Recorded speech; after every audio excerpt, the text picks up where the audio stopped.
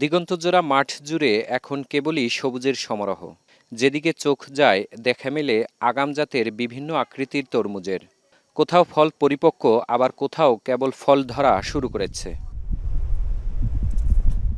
বঙ্গোপসাগর তীরবর্তী বরগুনার বেতাগী উপজেলার রুহিতার বালুরচর একসময় ছিল পতিত।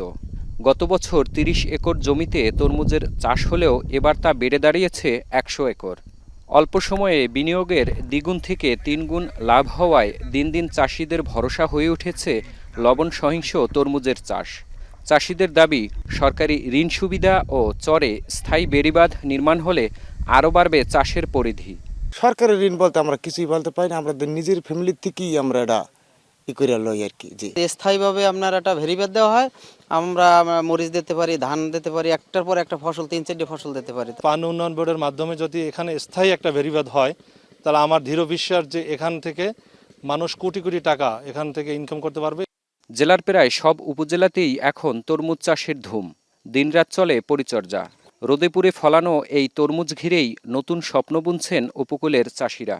এবছর জেলায় ১২,২৭৯ হেক্টর জমিতে তরমুজ চাষ হয়েছে, যা লক্ষ্যমাত্রার চেয়েও ১২৬ হেক্টর বেশি। কৃষি বিভাগ বলছে, অনুকূল আবহাওয়া ও রোগবালাই কম হওয়ায় এবছর বাম্পার ফলন হয়েছে। রমজান শুরু হচ্ছে, এখন একটা স্পেশাল চাহিদা আছে তরমুজের।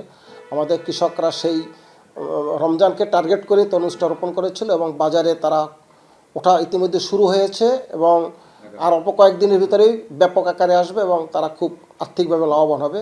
প্রকৃতি অনুকূলে থাকলে এবং বাজার দর স্থিতিশীল থাকলে বরগুনার এই আগাম জাতের তরমুজ শুধু চাষিদের মুখেই হাসি ফোটাবে না, বরং রমজানে ভোক্তাদের চাহিদাও পূরণ করবে বলে মনে করেন সংশ্লিষ্টরা।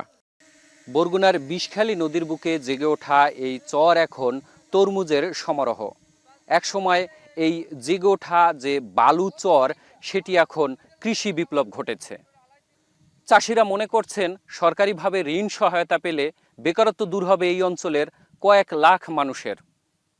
সুজনা কোন, এখন বরগুনা।